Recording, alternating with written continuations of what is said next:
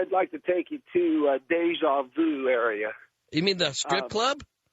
No, Deja Vu. I have Deja Vu for the last 9 years. I've had so many jobs. I can't explain it except for that when I walk into a job, I start to work. I might be working for about a half hour, an hour, look up and realize I've been here before. Doing the same thing, only in the bad term of losing the job and seeing this flash through the mind, people picking at me, causing me grief. And all I've done for the last 20 years here in Colorado is try to maintain a job. And every job that I've walked into, I've seen the deja vu and have an experience of either being fired or which would lead me to being abducted, because abductees do not keep jobs very well. They don't associate. They associate, but people seem to be either you've met them or you've seen them or done something with them. Okay. Well, let's back up for a second on the deja vu thing. So how many times a day would you be experiencing deja vu? I've experienced it now for the last 9 years. I'd walk into a job such as industry and start doing the job, turn around and realize that I had been working for this place before, ask the people if they've seen me or working for a temp service or whatever, and they'd be like, well, no, you're the best worker we've ever had.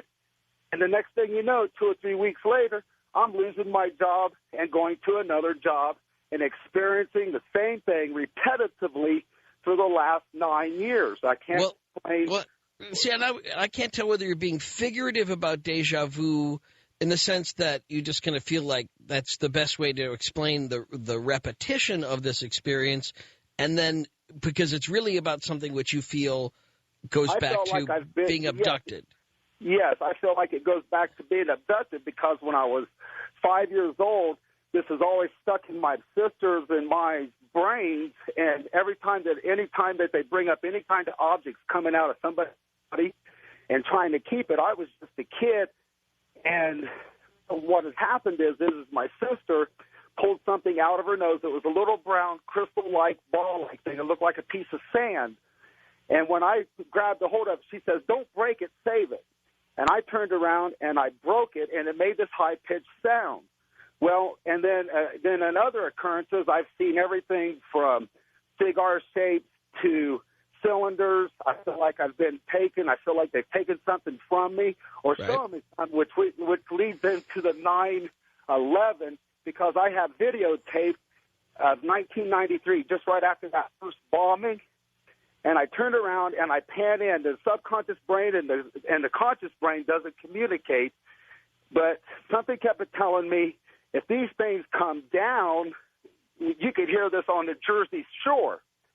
And this was in 1993, mind you. I recorded all of this, and all the whole video, just the brief 20 minutes or so, is all evolved around planes, World Trade Center, World Trade Center. I kept telling my wife right before this all happened that something big was going to happen. I don't know what it is. And I pulled out this tape and started showing her this tape. I need you to hang on. I need you to hang on a second. I need you to hang on just because we're going from one story to another. I just want to throw this out at you. What you're saying is very interesting. And don't take this the wrong way. Have you ever sat down with a therapist or with a psychiatrist, and bear with me on that? Right. Not because I think you're crazy, but because you want to eliminate all the other things that it could be. The UFO Society here in Colorado, I've told this story. I've told this story several times. They told it could go on to the assassination of Kennedy even when I was a kid. I mean, this is extensive with me, and I'm trying to find this help. I'm trying to find this help with somebody that. But this is where my suggestion to you is my suggestion to you is this. I just wonder whether, and this is just something you want to eliminate the things that it isn't, right? I mean, that's one way to come to. So, you can find one through the social services organizations, whether it's Catholic social services or Lutheran social services, or through the Jewish Community Center near you. And find a psychologist or a psychiatrist and tell them about this, because every time I've explain this to somebody, they try to put me on medications, and they try to tell me I'm a bipolar disorder. Okay, and, that's what I'm getting at. Okay, that's what I'm getting at. But have you ever stayed with the bipolar stuff for an extended period of time and seen whether or not the shift in your biochemistry is enough to at least eliminate the feeling of deja vu all the time? It does not eliminate that deja vu whatsoever. It stays in my mind on a daily basis. I had a friend, I tried to explain it to him when I was working with him, and what was crazy is I was trying to tell him, I'm missing time, I'm doing this and that. The next thing you know, we're heading back to Denver, Colorado, up in the mountains, and the next thing you know, we're 20 miles away from Punnett, and he's trying to figure out how in the world did we get turned around here? And I said, you just been abducted with me, and we're losing 2 or 3 hours of time, and he thought I was crazy. To this day, this kid still comes to me and says, dude, you're strange. You need to talk to somebody. You need to get this straightened out. And I said, hey, bud, I deja vu with this job 3 months ago. They fired me about a year or two ago in my mind. And when I go back to talk to the bosses about this, I've never seen you before in my life, but you're one hell of a good worker. All right, well, you hang on, and I thank you for that, and I appreciate you being patient with me while we probe that question on that. I'm going to have a missing time experience here if I don't get this break in, and everybody else lined up next. But thanks for sharing that, Richard, and I would concur. Don't give up on the idea of trying to find the things that it isn't. And by process of elimination, you'll find the thing that it is. It's Coast to Coast Live. My name's Ian Punnett. James is in Gresham, Oregon on Coast to Coast. James? Hello, sir. I was in Germany before 9/11, and I turned in the people that were setting up 9/11. You turned them into whom? I turned them into Tony Granger, head of security at the Frankfurt embassy. We don't do last names, so you got to be very cool about that, because we run into that problem a little bit, and people try to sneak in slams on other people, and so. But okay, so you turned it into somebody, an official, a security official, okay, and then what happened? Well, afterwards I ended up in Palma de Mallorca, Spain. That's the launch pad of the rendition flight. They were hoping they would come to get me. Why would they come to get you? Because I turned them in. Actually, on Above Top Secret New Proof War on Terror, you can find a link that shows I turned in neo-Nazi terrorists several years before they were busted in Belgium. How do you keep coming across them internationally, James? I was living overseas for 10 years, and my competitive trainer's wife married the former head of the Special Warfare Tactics for the Navy. And so how did you come across neo-Nazis and Muslim extremists? I was an American cowboy in Germany before 9/11. I guess the guy that took me there was friends with the Arabs in Hamburg. Explain American cowboy.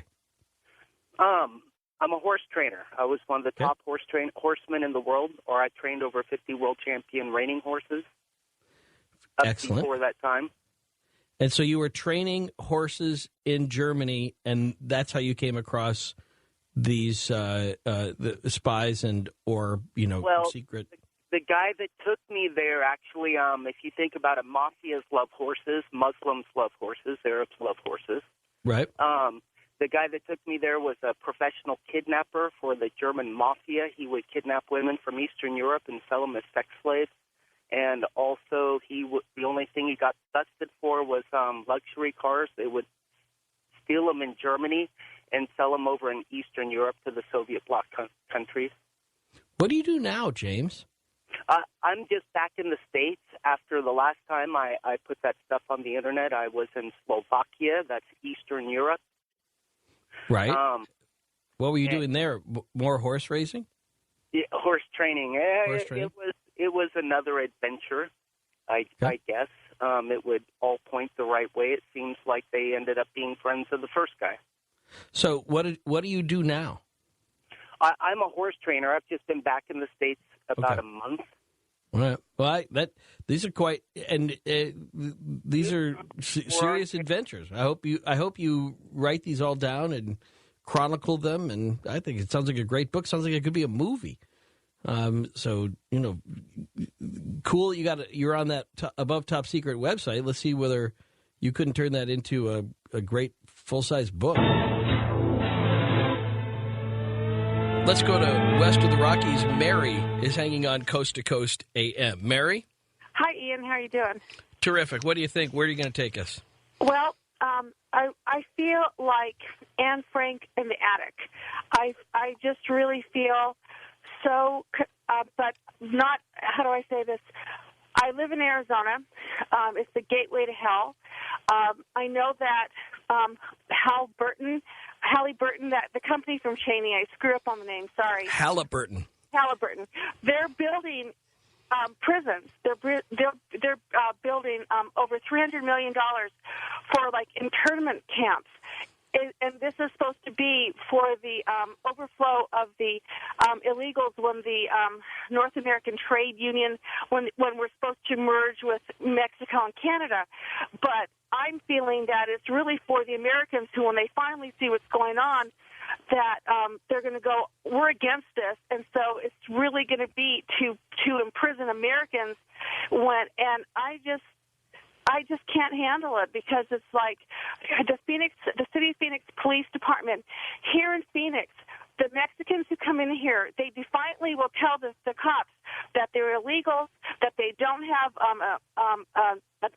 ID or anything, and the City of Phoenix cops will not arrest them, but our sheriff's department will get involved. And they a cop got killed here a few months ago because the illegals will try to cross the street to be hit so they can sue Arizonans. And this one cop went to arrest this illegal, and then the cop got shot, and he bled to death. And let's take a breath in here. Let me tell you this. Wait. Libraries, please. In the City of Phoenix Library, there are American flags. So they have this picture of the American flag. It's underneath it is the flag of Mexico. Yeah, you know what? I'll be honest with you. I hear this kind of stuff. I get in emails all the time. Now what? Merger going to go through? Is there any way? No, it's not. It's not going to go through. So now what? It's not going to go through. Now what? Okay, here's the question. Right now, our dollar is being killed by Bush and like the psychics before she said and okay. See, so what's going to happen? It's like over 6 million Americans are going to lose their homes in the next few years. Mary, I want to ask you a question. Aren't you at some point? Are you saying to me, and help me understand how you want the phone call to go? Are you just saying you just want to rant about this, or are you somewhere in there? You said you're so vexed by it you don't know what to do. You're feeling like Anne Frank in the attic, which is it's a fairly precious to me kind of analogy to be making. But let's just go with you on this. You feel precious. I don't want to feel like I feel our Constitution is under attack. Then let me give you a solution to this. Turn off the internet and walk away for a while. If you don't want to feel like that, stop reading what anybody will post on a website and what anybody will send you in an email. Just stop it for a couple weeks and see what the world looks like. If you want to keep feeling the way you feel, which is fine, if that's the way you want to feel, then keep reading every speculation and every ginned up email that goes around, and there'll be plenty there to fuel it. If you don't, turn off the internet for a little while, walk around, see what life is like without it. How about that? I want to believe that there's a presidential candidate that I can believe in that is going to guide us, America, so that we can protect ourselves and build ourselves up, because we've been under such attack even within our country. I just want to have someone that I can believe in, and it's I understand that.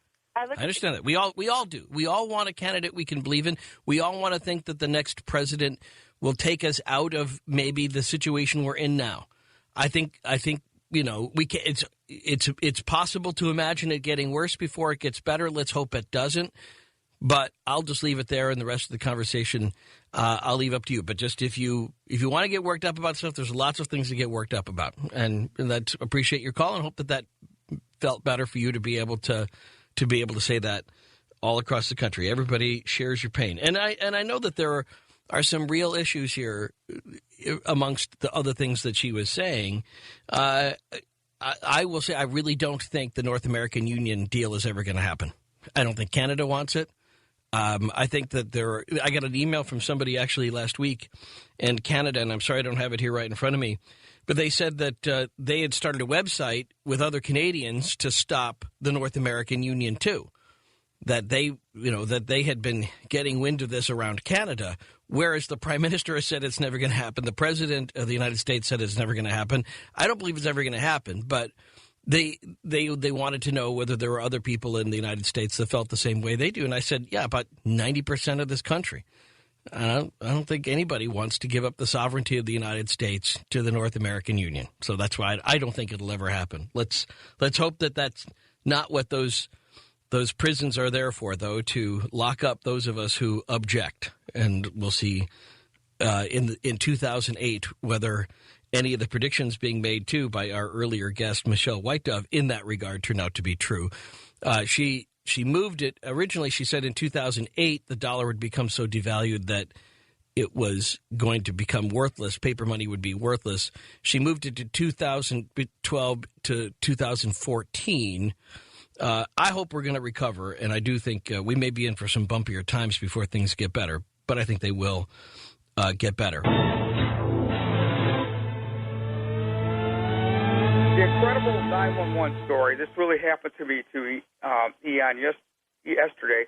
I thought my mother was in danger. She lives an hour away. I called 911.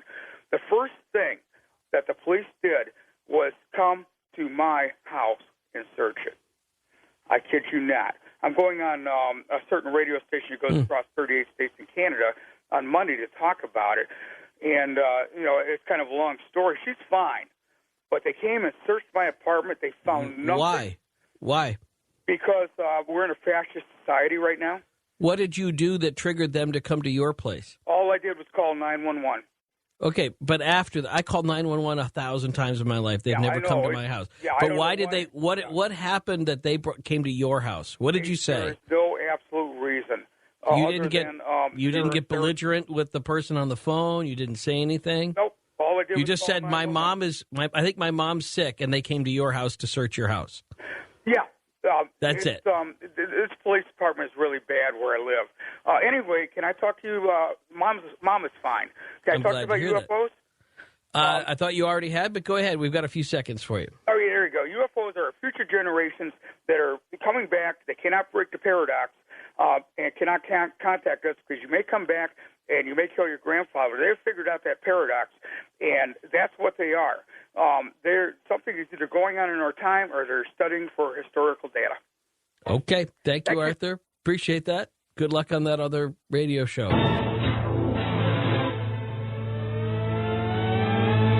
John in Pennsylvania on a wild card line and get everybody in on Coast to Coast Live. Go ahead, John. Hey, how you doing, Ian?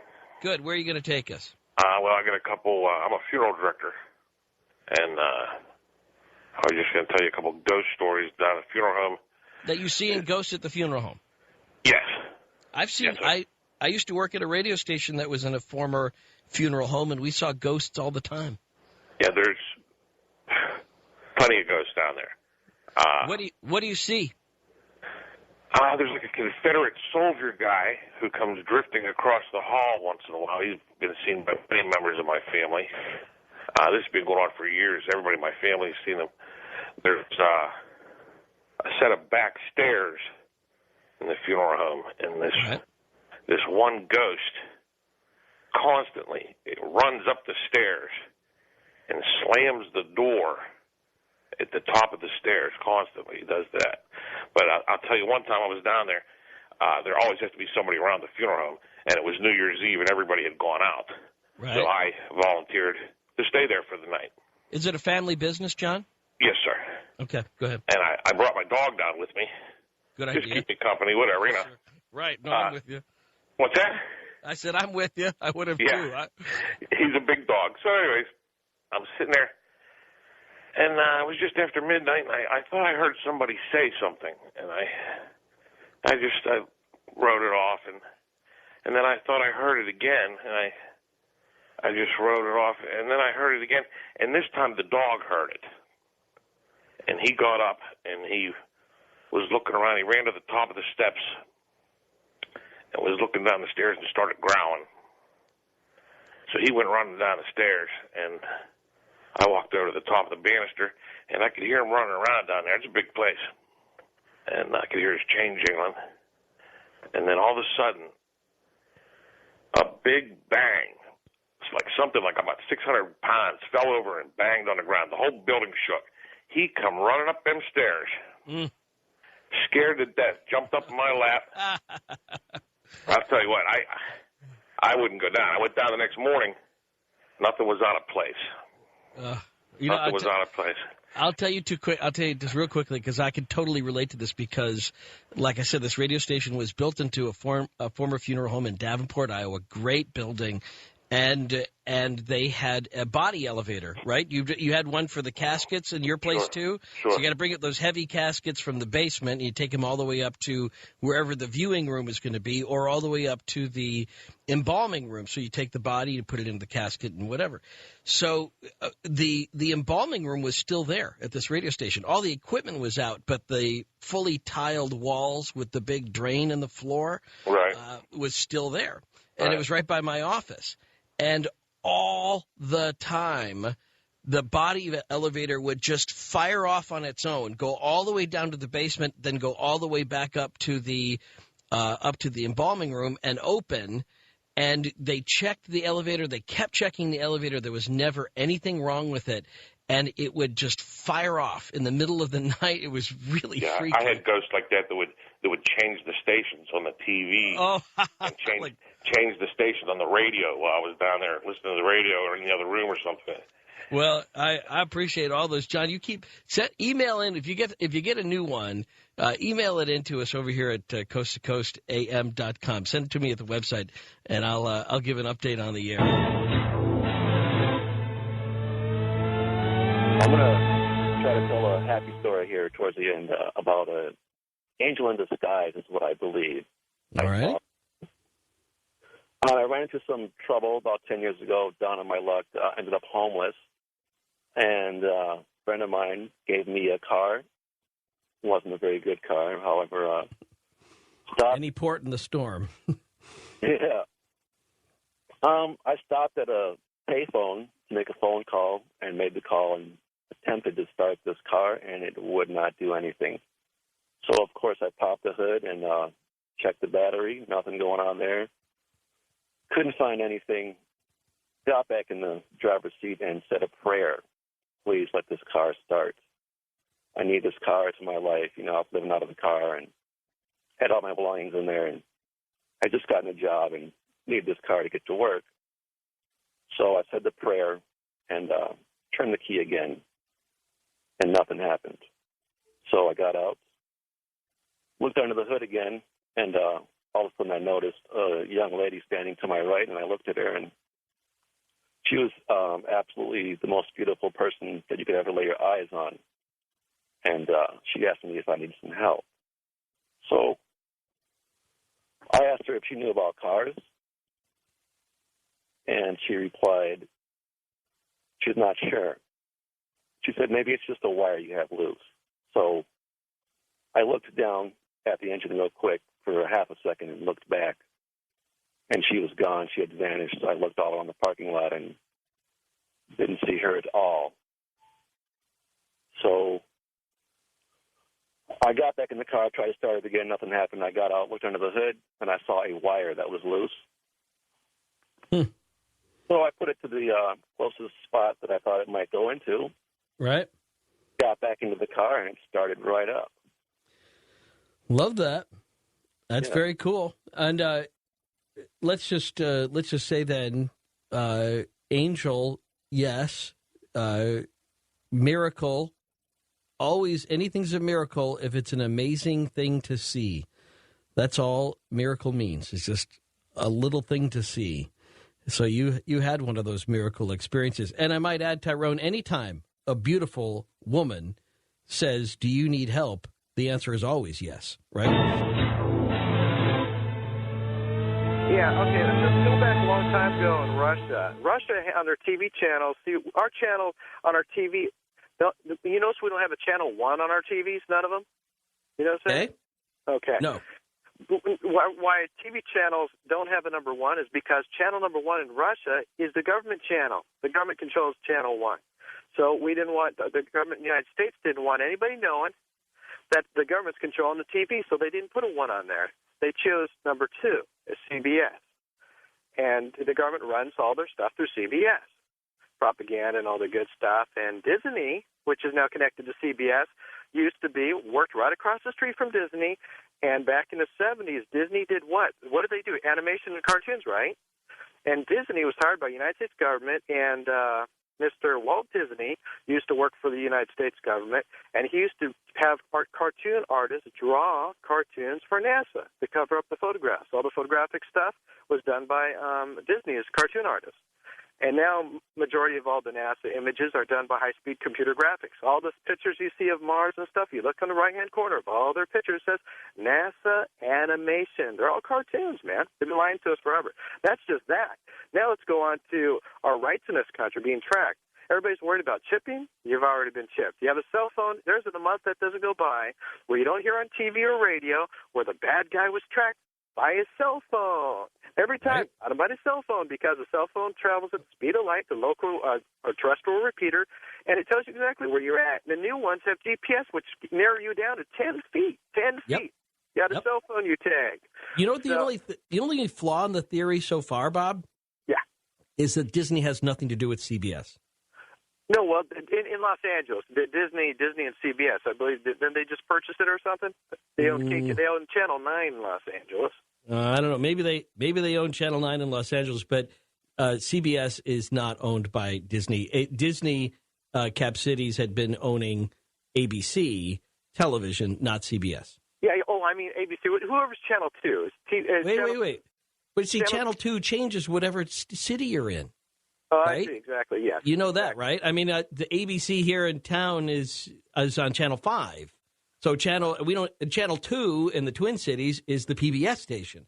And you go to Channel 2 in Chicago, and it's different than Channel 2 in New York. So the theory kind of breaks down kind of from Jump Street. Exactly. Yeah. That's true. That's true. There's so many channels that they do scatter around there. Right. But it was a good try. You were certainly on a roll. I had to give you that. I mean, you were making some pretty strong connections there. So, yeah, but it is true. Disney. If you check it out, do your research. Disney was doing the cartoon animations for NASA for many years before they used computer graphics cards. Okay, well, research there. That wouldn't surprise me at all. And thanks, Bob. They did a lot of industrial work. I just wanted to get your take on Bill Cooper. Well, what do you mean by that? Well, I mean, you know about him or heard about him or anything?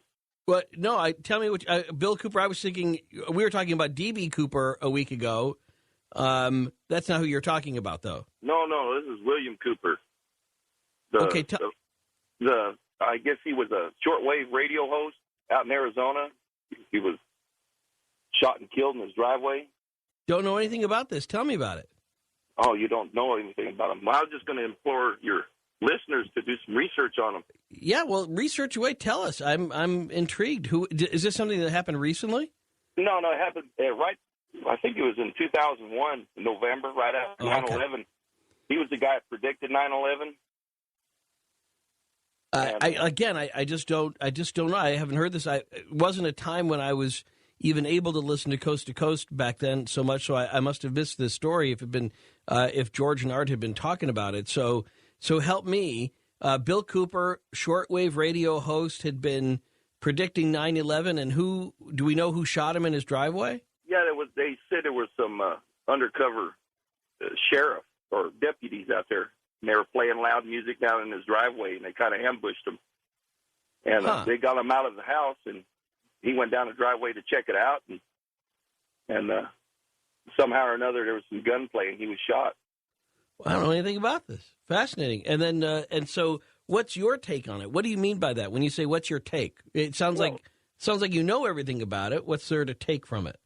Well, I've just said there's some YouTube videos out there, and kind of got a slow internet connection, so I haven't been able to download them all. So I was watching a few of them, and wow, it's like Alex Jones took over the torch from this guy, you know. Oh, okay. So you know.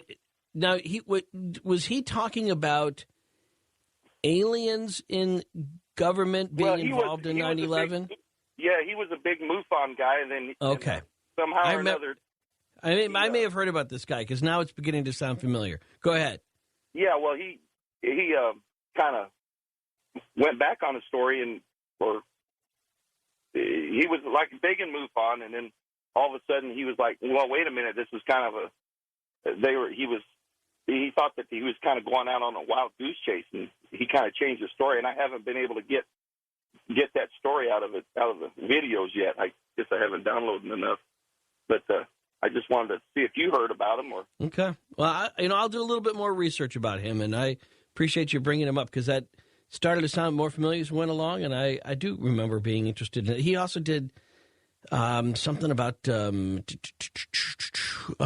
was doing something about, he did a book about AIDS or something too, and I think he ran into some issues with that. I don't know. I'll take a look, see if it's the same guy. Hey, I was going to call you about the Randy Weaver and Ruby Ridge. I spent 2 days with him over in Atlanta, and this was after everything was taken care of, and he'd already got exonerated and got his settlement from the FBI. Right. And that he was telling me, and I actually checked this out. He gave me the phone numbers and contacts that, similar to Waco, the government had planned to burn him out and him and his family out, too. They had actually got a local welder to build a roof-penetrating type device out of pieces of I-beam and angle iron pointed like an arrow, and they had strapped this thing full of incendiaries. And it was actually photographed and seen and videoed underneath the helicopter flying toward their cabin. And when they realized that they were on video, they turned away and left. But he gave me the number to a local welder that had made that item for him, for the FBI there. And actually, a few days after I talked to him over the phone, I got a copy of a Polaroid picture in the mail. You know what I thought was interesting? Of that same device sitting on a set of sawhorses outside his welding shop. I have no reason to doubt you on that, and I certainly wasn't there. But when in talking with Clint Van Zandt from the FBI last hour, you know, he says there was no incendiary devices used to create the fire at Waco, and I believe him. And he was there, and he says he would say to you, you weren't, and I was. And at a certain point, he said, you know, they have audio. I mean, they had microphones inside there, and they heard Koresh's people talking about starting a fire. So, I mean, again, I think I hate to just find this thing where it's just always going to be the FBI is up to the most evil things in the world. If we can prove it, great. I think what was interesting, too, about the Randy Weaver case, and I'll just be honest with you, Wayne, is that Randy Weaver said if he knew then what he knew now, he would have come down. Right? I mean, he also showed me some photographs of the shotguns that they had in question that he had sold, and it was actually an undercover ATF agent had set up the deal. It was a sting. It was a sting and they got him to take the bait on selling some sawed-off shotguns. But I just mean, he said, and I thought this was really telling, he said if he knew then what he knew now, he just would have come down, and he would have dealt with the sawed-off shotgun thing, and it would be over, and his dog and his son and his wife would all be there. Everybody would be alive. But when you also have to question why, with Waco and Ruby Ridge and all, why did the government choose those tactics? It's insane. It was over the top. It was no one's going to show us up. We're going to win. It's everything wrong about government hegemony. I'm totally with you. But let's not underestimate that one thing that Randy Weaver says. He had the power at one point to just walk out of there. That's true, he did. He had himself all ratcheted up that it was the Zionist-occupied government and they were going to do all these things. And look how wrong he is. I mean, in the end, look how wrong he is. He gets a check for $3.1 million. There's a federal Senate investigation of the FBI, and it completely exonerates him. It completely indemnifies Lon Haruchi, the shooter. He's cleared of all charges in his criminal case. And you know what? All the things that he said was going to happen to him if he came down off that mountain didn't happen. That's true. But so I think all he had to do was walk out the door. A lot of the circumstances caused a lot of those things not to happen to him. Once, with the death of his son and also the death of his wife. Well, but even after the death of his son, he could have walked out. He could have put down and said, this is the most horrible thing that's ever happened. Let's settle this now before any more bloodshed. Could have walked out. It's hard to, you put yourself in his position. After talking to him, I can't say that, I'm not faulting him. My 14-year-old son machine gunned, and they did it with MP5 machine guns. First the son's dog, and then the son right in front of him. I promise you, if I'd have had a gun in my hand, I would have also exchanged gunfire at that time myself. And let me just say, after a certain point, you just have to say to yourself, okay, that wouldn't really help. And it didn't really help. So let's not forget the simple wisdom of Randy Weaver's reflection on that, saying they were out of their heads. Somebody had to be cool. And had he just come down earlier, he said it would have been better. I just throw that out there because that's what he said. So anyway, we'll come back. Open lines next on Coast to Coast Live. It is a matter of documented record, which you can view for yourself. The entire audience should do this. It's Waco, the Rules of Engagement. I've seen it. I don't believe it. And that's an interesting thing you bring that up because people say that and they go, oh, it's right there. And I looked at it and it's not. And I know that if you want to see it, it's there. I mean, I could see why people made that interpretation. But there's a certain point where, and I know you. Wait, what I'm talking about is the forward-looking infrared from the inventor whom you saw on the video, describing automatic machine gun fire as Waco people who were there of a free will decision, had been investigated by the county sheriff and the district attorneys. There was no violation of any law. They were being mowed down in cold blood. Furthermore, it was a violation of posse comitatus to send a virtual army to destroy those people. I'm not. Nobody's disputing that. But They gassed them. Hold on. I know you got your index card full of things, and you want to get to all your bullet points. I'm just going to tell you right now, it's not going to happen. But if you want to have a conversation, we can do it real quick. Because I think this is important. I watched that movie. So you said, if I go see that it's all there. There's lots of things to dispute about that movie. I watched it, and I was like, oh, my God, I can't believe it. Then I watched it with other people. I talked about it with other people who are experts on it, and they're like, that's not true. So I'm not saying that it doesn't look convincing. It totally does. But I think that's why I wish you had called when Clint Van Zandt was on. We had a couple open lines. Where were you then? I think it's really hard to tell somebody who is there and somebody on the inside something which, although you may believe it's true, I think it's hard to argue with somebody who is there. You certainly could have given it your best shot, but I wish you had, because we had an opportunity for you last hour when we had him on, and that's the guy you ought to be talking with, not with me. Well, let's take us back to your original guest there tonight with the FBI. Okay.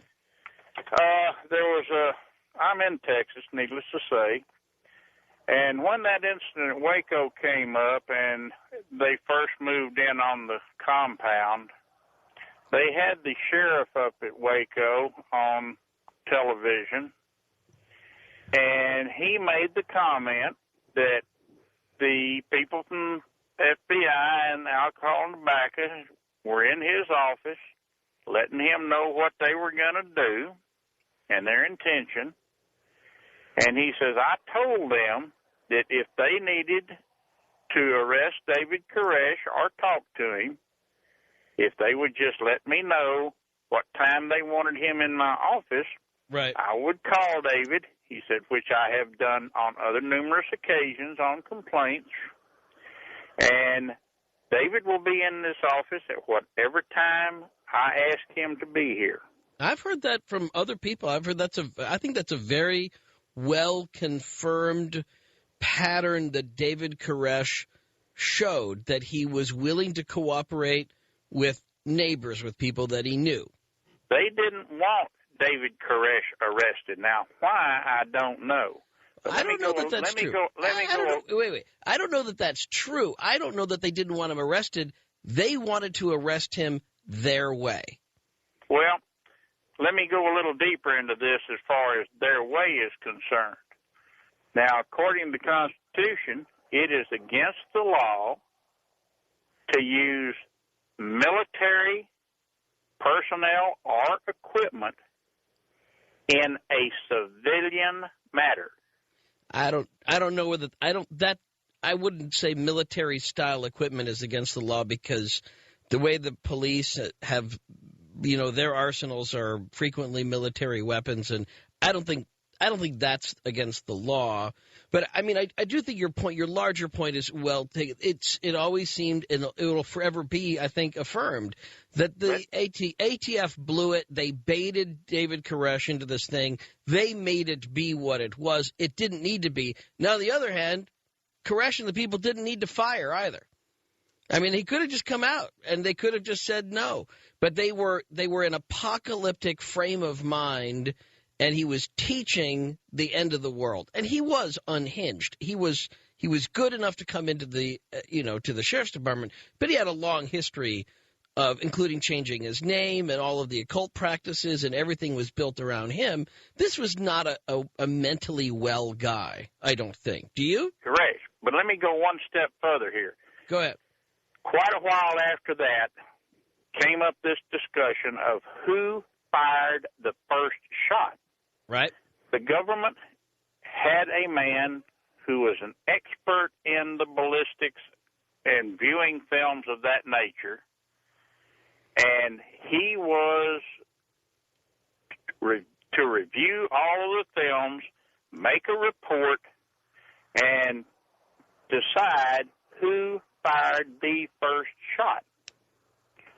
Just a few days before that report was due, the man comes up dead, and no paperwork, no notes, or anything else was ever found according to the U.S. government.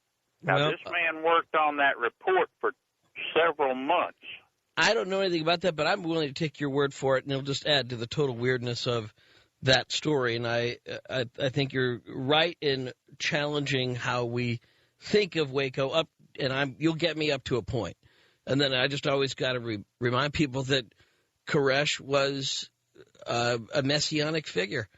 And there's only two things that can happen with a messianic figure. Somebody who styles themselves as a savior, they've got a lot of their psyche wrapped around that identity.